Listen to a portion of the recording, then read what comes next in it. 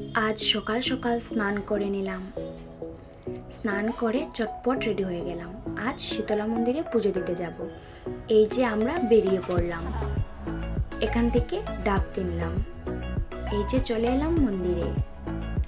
আজ প্রথম আমি এই মন্দিরে আসলাম। এটা হচ্ছে লামডিংয়ের সবচেয়ে বড় শীতলা মন্দির। এই যে মা শীতলা, মায়ের দর্শন করলাম।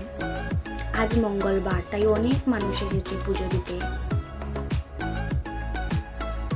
এখানে ডাবের জল ঢাললাম। তারপর পুজো দেওয়ার জন্য লাইনে এসে দাঁড়িয়ে পড়লাম।